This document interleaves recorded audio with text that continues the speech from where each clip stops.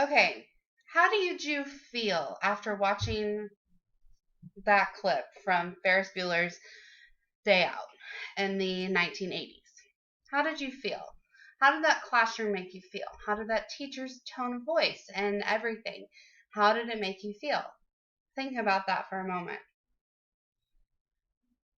That, in my opinion, was reality back then. I feel like when I was growing up, school was very boring. I feel like school is trying to change. Not everybody, but a lot of school districts are. I personally think that Kansas is on the right path. I like what the Kansas Department of Education came and spoke to the transition to teaching program 2 summers ago. I like what they came and spoke about. But that little clip, just I always think about that clip whenever I'm thinking about updating curriculum and and the importance of it and why we have to update curriculum. And so that kind of leads me into the next session of this assignment, which was discussing chapter 2 of Jacob's um, Curriculum 21 textbook.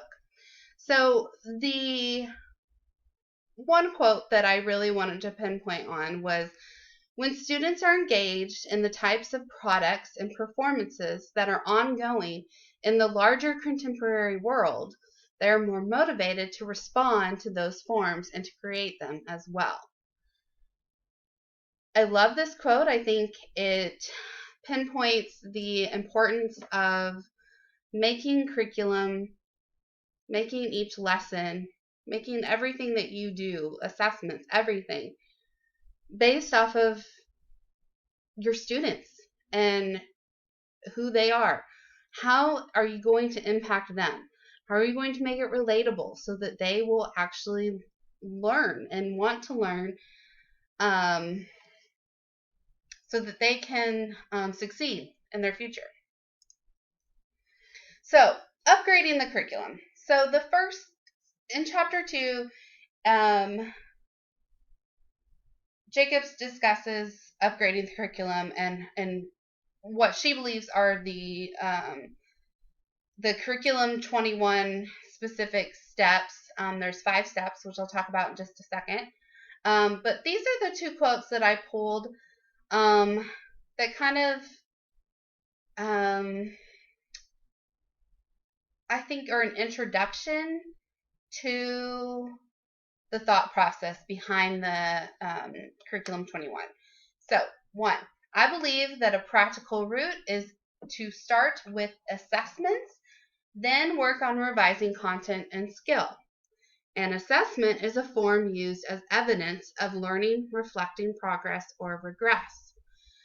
Now, I'm going to be completely honest. When I started this program, when I started the transition to teaching program 2 years ago, I'm done with the 2 years and now I'm on to getting my master's. But and I started teaching middle school.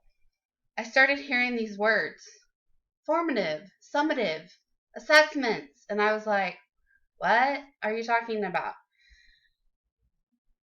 So I now know what all of it means and I understand the importance of it.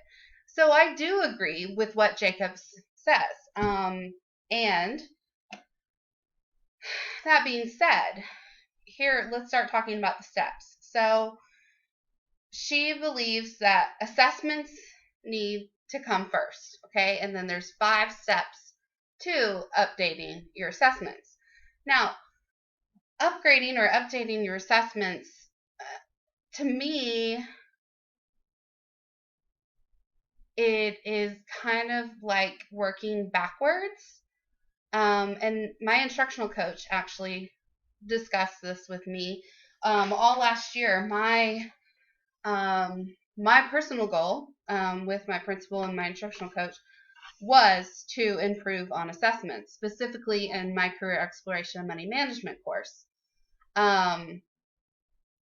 This book would have been very helpful, with all that, but it will help me in the future to be able to continue to upgrade the assessments. So when I stepped into the position, the first semester I taught, it was just, the students were just not engaged. I really didn't feel like they were learning the material. They enjoyed the class because they get to work on these huge computers, and a lot of it is computer based. So they liked that aspect, but they weren't really learning. So when I discussed the need to advance the assessments, so that I could figure out why they weren't learning the material, and I, after discussing with the instructional coach, I then started to understand the difference between formative and summative and informal and all those different words for assessments. And I really like Jacob's 5 steps. So in updating or changing assessments. So step 1, develop a pool of assessment replacements. So I kind of brainstormed on like all different ways that I could assess the students, whether it be having guest speakers, having discussions, researching all the different learning strategies that are out there that I didn't know about because I came from early childhood. It's different. Classroom management is kind of the same, and understanding how to communicate is the same, but the assessment tools in the curriculum is far more advanced the older you get. Second step, teachers working with IT members. Identify the existing types of software, hardware, and internet-based capabilities in their school, district, or regional service center. Well, yeah, this is just common sense to me. You have to know what equipment, materials, software. You have to know all of that. You have to know what you have in order to be able to create assessments. Then replace a dated assessment with a modern one. So each semester I've kind of changed an assessment and seen how it's gone and then made adjustments as necessary. Step 4, share the assessment upgrades formally with colleagues.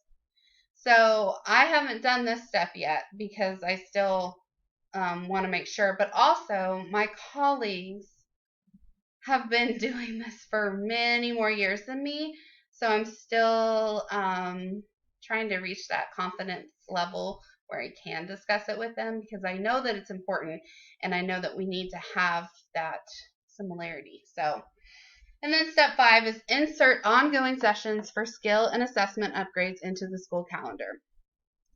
My school and district already has this. We have professional development days where it's specific for PLC time, is what it's called. So, I completely agree with everything that Jacobs is saying in this chapter, and assessments are very important. And you have to understand the informal and formal assessments that you want to use in order to get the outcome that you want from the students. So